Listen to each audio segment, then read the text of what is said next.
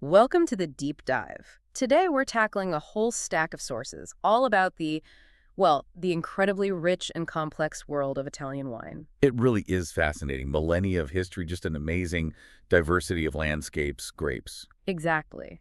So our mission today is to pull out the key insights from these materials, the systems, the regions, the techniques, basically, what makes Italian wine tick and, what that means for what's actually in your glass. Sounds good. Italy offers so much, it's good to have a map. This deep dive should hopefully give you a great shortcut to understanding some of its most interesting aspects. Okay, so let's start with that map, the framework. Italy has this classification pyramid, right, to guide quality and authenticity. How does that work? Yeah, it's fundamental. Think of it as layers. At the very bottom, you have vini da tavola. Table wine. Exactly. Simple, everyday stuff. Really minimal rules on where the grapes are from or even which grapes you're used. So, very basic. Okay, what's the next step up? That's IGT, Indicazioni Geografiche Tipica. Now you've got a regional link. Indicating the geography makes sense. Right. The rules here are, well, they're a bit looser than the higher tiers. It gives winemakers more flexibility, which actually encourages a lot of innovation, while still tying the wine to a specific place. Some really exciting wines fall into this category. Okay, so a step towards defining the place. And then comes DOC. Denominazione di origine controllata. Yeah. Yeah. Now, the controls get much tighter. Okay. Specific geographic zones are mandated. Only certain grapes are allowed. There are limits on yields. Even specific winemaking methods might be required. The idea being? To guarantee that the wine really shows the typical characteristics of that particular region. It's about authenticity. Got it. And the peak of this pyramid? That would be DOCG. Denominazione di origine controllata e garantita. Guaranteed. Exactly. The highest level, strictest rules. It's not just about following production rules. DOCG wines have to pass rigorous chemical analysis and a tasting panel. Ah, so a sensory check too. Yes. And you see that numbered government seal on the neck of the bottle. That's the guarantee of authenticity and, well, excellence. It's Italy protecting its crown jewels, basically. That pyramid's a really helpful structure. Okay, let's use it as our guide and explore. Where should we start? Maybe the South? Lots of ancient history there. The South is a great starting point. I mean, we're talking winemaking history going back to the Greeks and Romans, the real treasure trove of ancient native grapes, often on unique soils. Let's begin in Campania. Volcanic territory, right. That must influence the wines. Hugely. It's a defining feature. And Campania gives us some truly stunning white wines. Take Falanghina, for example. Okay, Falanghina. What's its style? It's incredibly versatile, actually. Makes these vibrant, dry whites. You often get bright citrus notes, lemon, grapefruit, maybe some green apple, white flowers, even hinted at almond or Mediterranean herbs. The key thing is this wonderful, refreshing acidity. Sounds lively. It is. And while Campania is its heartland, you find it adapting elsewhere in the south. One thing it really needs, though, is that daily temperature swing diurnal range. Warm days for flavor, cool nights to lock in that freshness. Makes sense. Okay, versatile, refreshing Falanghina. What about Fiano? I've heard that one mentioned as being more complex. Well, Fiano definitely steps it up in terms of elegance and complexity and potential for aging. Ah, aging potential. Interesting for a white. Very much so. Yeah. Especially Fiano di Avellino DOCG. That comes from higher altitude areas in Campania, often with volcanic or limestone soils. You get this amazing texture notes of like toasted nuts, maybe some dried apricot. Okay. And with age, it can develop these really complex layers. Honey, beeswax, sometimes even this, well, intriguing hydrocarbon note, almost like you find in aged Riesling. Hydrocarbon. Wow, that's not something you usually associate with Italian whites. It's quite distinctive in high-quality aged examples. That minerality from the soil and the altitude really contribute to its structure and longevity. Modern winemaking is careful to preserve its freshness, too, using temperature control, selected yeasts sometimes. So it needs careful handling and pairings. Works beautifully with seafood, of course. Raw, grilled, also lighter pasta, goat cheese. But the more structured aged versions can handle richer things like roasted white meats or mushroom risotto. Okay, got it. And the third key, white from Campania, Greco. Yes, specifically Greco di Tufo DOCG.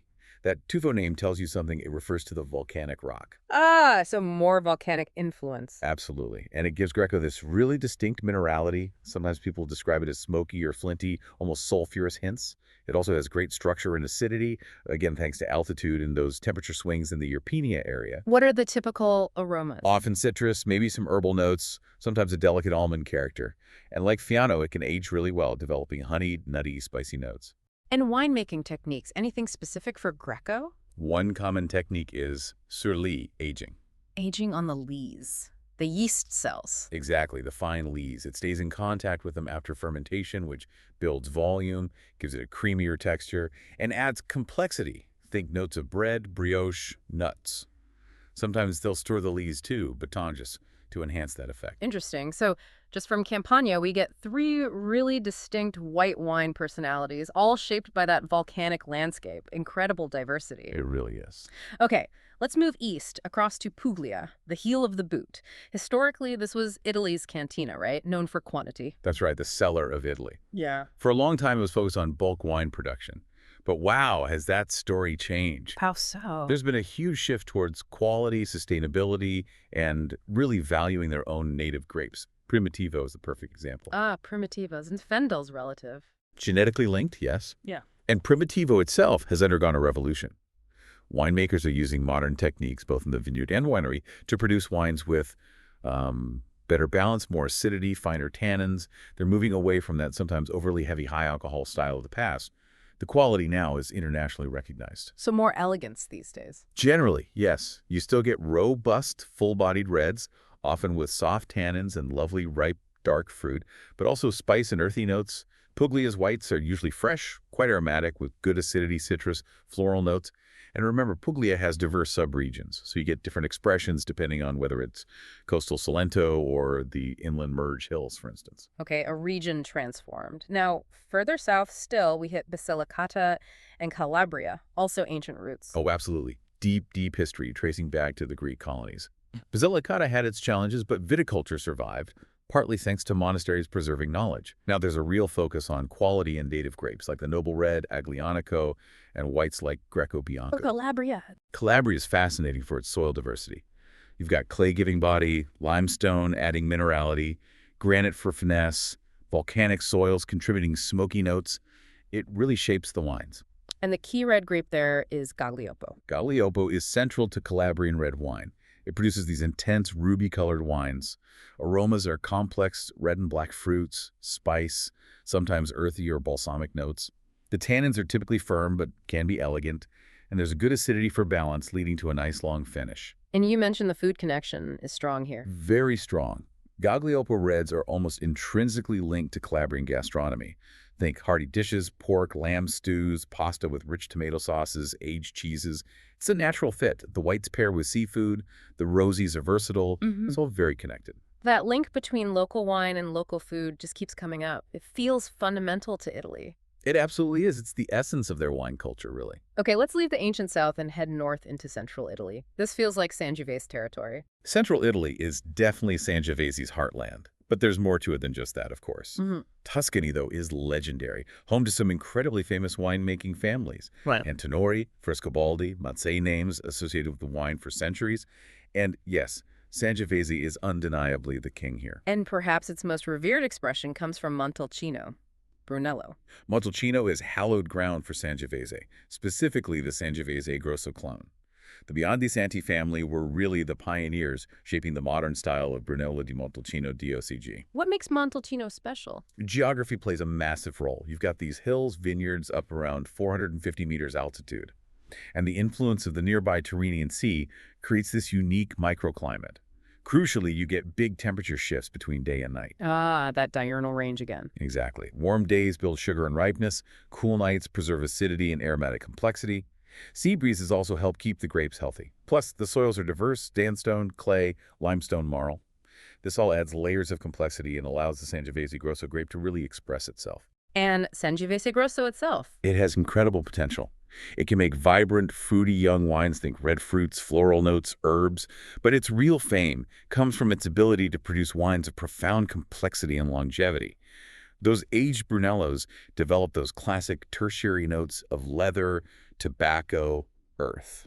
They're remarkable. So Brunello is the icon, but then there's the huge area of Chianti. That's right. Chianti DOCG is a much larger zone with several subzones. The historical heart is Chianti Classico, marked by the black rooster seal. Always look for the Gallo Nero. That's the one. Chianti is predominantly Sangiovese, usually at least 85%. Styles vary hugely from, young, fruity, easy-drinking wines, perfect for pasta, right up to really serious, complex, oak-aged wines built for the long haul. And there are specific classifications within Chianti Classico for those aged wines. Yes. You have Chianti Classico Reserva, which needs minimum 24 months of aging. And then the top tier, Gran Selezione, introduced more recently, requires at least 30 months aging, with some of that in bottle, and must come from a single estate's best grapes. These are really elegant, structured wines, showing ripe fruit, spice, maybe leather and mineral notes designed for aging. So lots of structure and potential there, too. Yeah. Now, Tuscany also gives us a famous sweet wine using a particular method. Ah, yes, Vincento, the holy wine. This brings us to the appassimento technique. Drying the grapes. Exactly. Grapes, typically white ones like Trebbiano and Malvasia, are harvested and then laid out, often on straw mats or hung up in ventilated rooms, to dry for several months. This concentrates the sugars, acids, and flavors intensely before they're fermented. What's the resulting wine like? It's rich, complex, amber-colored. You get notes of honey, dried apricots, almonds, spices. It's traditionally served with cantuccini, those almond biscuits, for dipping. But its complexity, often with a deliberate oxidative character from aging in small barrels, means it can also pair intriguingly with blue cheese, foie gras, or even some savory dishes. Appassimento, such a fascinating traditional technique. We should probably circle back to techniques later. Okay, neighbor to Tuscany is Umbria. Italy's green heart. Uh-huh. And if Tuscany's king is Sangiovese, Umbria's crown jewel, particularly around Mondefalco, is Sagrantino. Sagrantino, I hear it's a powerful grape. It really is. Sagrantino di Montefalco, DOCG, is known for being a big wine, deeply colored, very high in tannins, significant acidity. This gives it tremendous structure and, again, aging potential. What kind of flavors? Intense dark fruit, blackberry, plum, often with earthy notes, spice, maybe hints of cocoa or leather as it ages. This is definitely a wine that calls for hearty food. Right. Oh, red meats, game, rich stews, truffle dishes. You need something robust to match its power. Does Sangiovese play a role in Umbria, too? It does. It's often blended, for example, in Montefalco Rosso DOC, sometimes with Merlot or Cabernet. These blends tend to be a bit softer, maybe medium-bodied, more approachable, younger than pure Sagrantino. Umbria also produces some nice whites, often with citrus and floral notes, and a characteristic hint of almond. Okay, Sagrantino the star, Sangiovese the supporter. Let's cross over to the Adriatic coast to Marche. Marche is really defined by its white grape, Verdicchio. Ah, yes, Verdicchio. It had a bit of a dip in reputation, didn't it? But it's back. It absolutely is. There was a period of, let's say, mass production focusing on quantity, but there's been a real renaissance, a focus on quality. Winemakers and enologists, they're exploring its potential. Verdicchio can be wonderfully fresh and crisp, perfect with seafood, but it can also produce complex, mineral-driven, age-worthy whites with those characteristic almond notes. It's incredibly versatile. Sounds like a comeback story. What else from Marche? You've got the Montepulciano-based Rosso Conero DOCG coming from vineyards on Mount Conero right near the sea, and a unique aromatic red called Lacrima di Moro d'Alba, made from the Lacrima grape. Very floral. But Verdicchio is really the star, and its bright acidity makes it a dream pairing with Marche's fantastic seafood. Makes sense. Traveling south along the coast, we arrive in Abruzzo. Abruzzo has this dramatic landscape, the Apennine Mountains reaching almost down to the Adriatic Sea. This creates a lot of different microclimates and soil types. And the main red grape here is Montepulciano, not the town in Tuscany, the grape itself. Exactly, the Montepulciano grape. It's the backbone of Montepulciano d'Abruzzo DOC. These are generally deeply colored, fruity reds, think black cherries, plums often with supple tannins and maybe a slightly earthy or spicy note. That can be great value and very food-friendly. And Abruzzo is also famous for its rosé, isn't it? Oh, yes. Cerasuolo d'Abruzzo DOC. It's quite distinctive. Yeah. Cerasuolo means cherry-like, referring to its deep pink, almost light red color. Deeper than many French rosés. Often, yes. It's made from Montepulciano grapes with shorter skin contact. You get lovely fresh red fruit aromas, cherry, strawberry, maybe floral hints. It's typically dry, crisp, and wonderfully refreshing.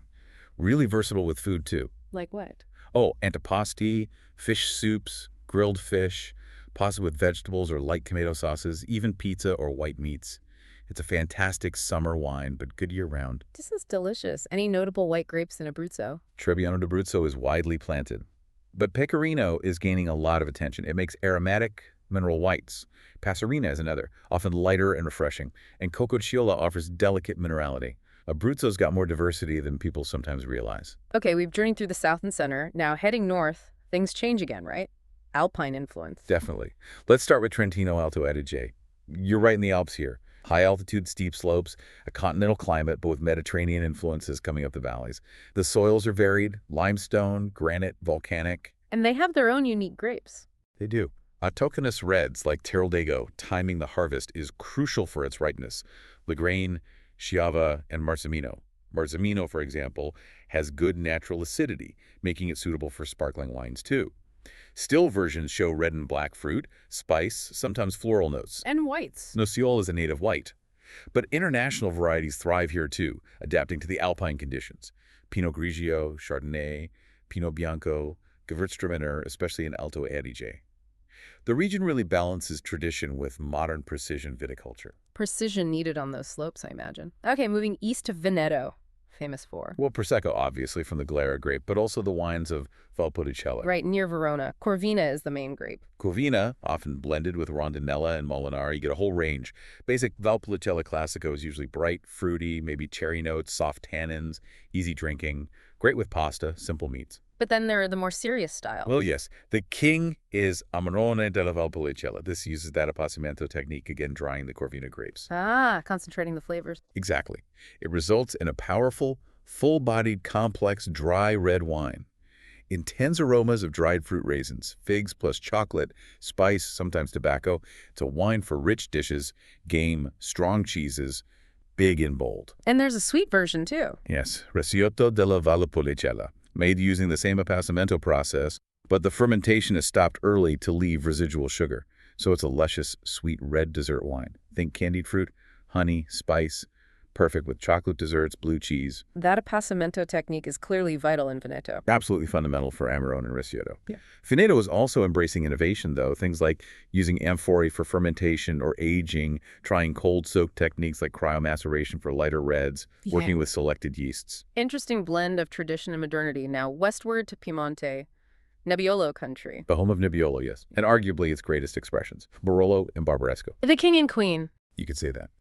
Barolo, often seen as the king, comes from specific villages, grown on calcareous clay soils. These wines are famous for their structure-imposing tannins, high acidity, which gives them incredible longevity. What about the aromas? Classic Nebbiolo notes, especially as they age. Tar, roses, violets, licorice, alongside dark cherry or plum fruit. They evolve beautifully over decades.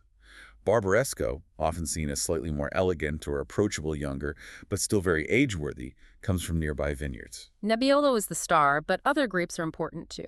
Absolutely. Barbera is widely planted and makes delicious reds with vibrant acidity, ranging from fruity and fresh to more structured and complex, capable of aging well. Dolcetto is another key red, usually softer and meant for earlier drinking. Piemonte producers are often viewed almost like artists, interpreting their specific vineyard sites. A region of great prestige. Lastly, let's touch on Emilia-Romagna, known for. Well, gastronomically it's famous. Parmigiano Reggiano, prosciutto di Parma, balsamic vinegar from Modena. The food capital. Pretty much. And the wine reflects that connection. Lambrusco is perhaps its most famous wine sparkling red, usually fruity and fun, but there are serious dry styles too. Sangiovese is actually the most planted red grape, especially in the Romagna part. You also find Barbera and Bonarda. It's a diverse region, a mosaic of terroirs from the Apennines down to the Po River Valley. Enotourism is popular here too, often following the Strada dei Vini e dei Sapori, roads of wine and flavors. That makes perfect sense given the food connection. Okay, we've covered so much ground geographically. Let's explicitly revisit some of those techniques that shape these wines. We've mentioned appassimento several times now, drying grapes.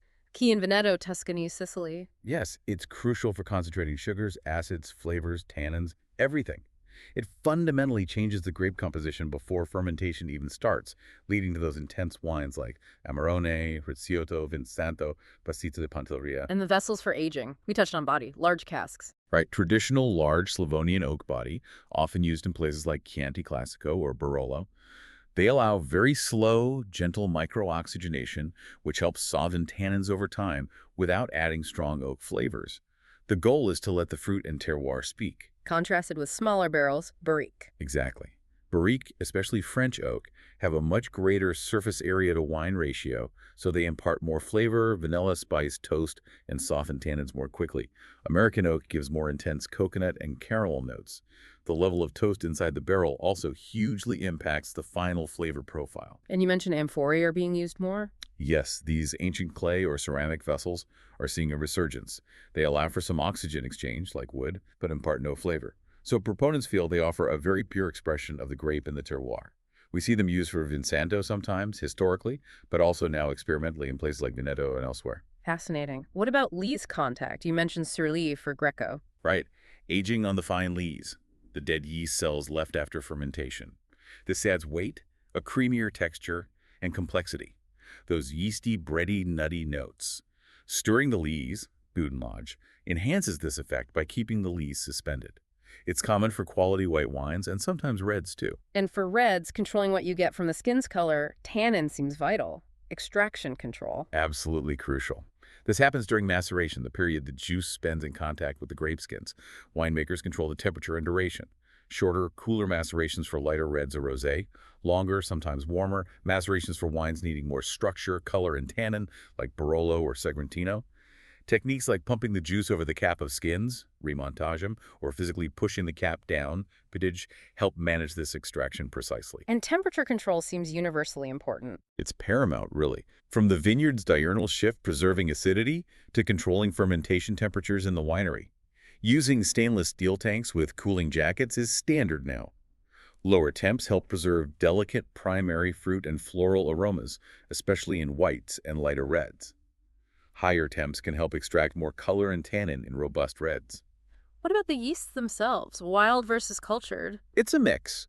Many producers rely on selected cultured yeasts to ensure a clean, reliable fermentation and sometimes to enhance specific aromatic profiles, like we heard with Fiano or some Veneto whites. But there's also a lot of interest in and research into indigenous yeasts, the ones naturally present on the grapes and in the winery, believing they contribute to the wine's unique regional character, its terroir. And all this starts in the vineyard, with how the grapes are actually grown. Absolutely. Yeah. The foundation is laid there. Pruning systems like Goyo or cordon spur influence vine structure, yield, and sun exposure. Canopy management managing the leaves is vital for ripening and protecting grapes from sunburn. Water management is increasingly critical, especially in drier areas. Harvest timing is perhaps the single most important decision, balancing sugar, acidity, and phenolic tannin ripeness. Plus, growers work with specific clones of grapes suited to their site and desired style, and use integrated pest management for sustainability. It's an incredible number of decisions, from the soil right through to the bottle. And you mentioned pairings throughout. Harmonization seems key to the Italian way of enjoying wine. It really is. It's less about rigid rules and more about finding balance and synergy between the wine and the food. We saw Aglianico with rich meats, Montepulciano and Tresolo d'Abruzzo being super versatile, Segmentino demanding powerful dishes, Valpolicella wines matching everything from simple pasta to complex game. Campagna's whites with seafood, Verdicchio with Marcia's coastal cuisine. Exactly. And those sweet wines like Vinsanto or Recioto, yes, with desserts, but also think outside the box with blue cheese, or even savory dishes with a sweet element. The goal is for the wine and food to make each other better. Often, the most natural pairing is the wine from a region with the food from that same region. It makes intuitive sense. And beyond just drinking the wine, people can actually experience this firsthand through enotourism. Oh, absolutely. Visiting the wine regions is the best way to understand it all. It's a full immersion. The landscapes, the history, the culture, meeting the producers, eating the local specialties alongside the wines. What kind of experiences are available? All sorts. Vineyard walks, cellar tours, guided tastings are common. Many wineries offer cooking classes focused on local recipes and wine pairings. Some places might even let you participate in the harvest if you time it right. And there are specific routes to follow. Yes, many regions have designated Strada del Vino, or wine roads. We heard about them in Marche for Verdicchio, Tuscany for Chianti Classico and Brunello, Umbria around Montefalco, Emilia-Romanya's Strade dei Vini e dei Sapori, Puglia is also becoming a really popular destination. These routes guide you through the vineyards, towns, and wineries. Sounds like a fantastic way to travel. Looking towards the future, what are the big challenges facing Italian wine? Well, like everyone, they face intense global competition and market pressures. There's the constant need for investment in technology and infrastructure. And perhaps the biggest looming challenge is climate change, adapting vineyard practices, maybe even rethinking grape choices in some areas. But the sources also suggested a positive outlook, a promising future. Definitely. There's a really strong, widespread commitment to quality over quantity, a dynamic interplay between respecting tradition and embracing innovation. Huge investment in research understanding terroir in more detail, developing better vine clones, refining winemaking, promoting Italy's unique selling point that incredible diversity of native grapes is key. And crucially, sustainability is a major focus now. Organic, biodynamic, sustainable certifications. Italy is really positioning itself as a leader in producing high-quality wine respectfully. So it's about protecting tradition while innovating sustainably and championing those unique grapes. That sounds like a strong path forward. For listeners who want to appreciate these wines more fully after hearing all this, any final tips?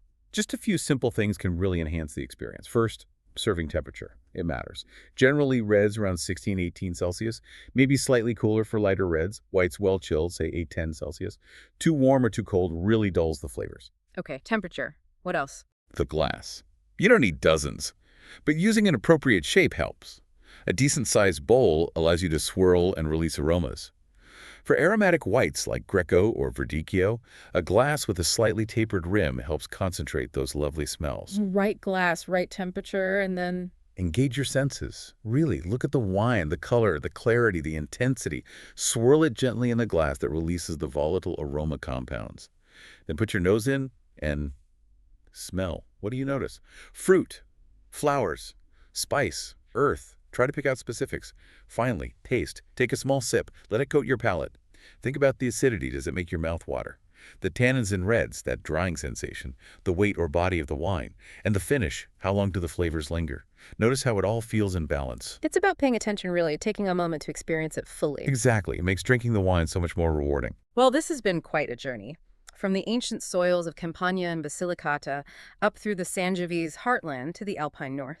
We've unpacked the classification system, discovered unique grapes from Falanghina to Sagrantino to Nebbiolo, explored techniques like appassimento and surly aging, talked pairings, and even how to visit. It's clear how deeply everything is connected by the land, the history, the people, and what ends up in that bottle. It's a connection that's tangible, something you can almost taste.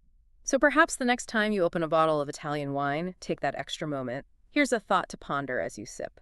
How much of the story of that specific place, its journey through time, and the soul of its people can you actually taste in that glass?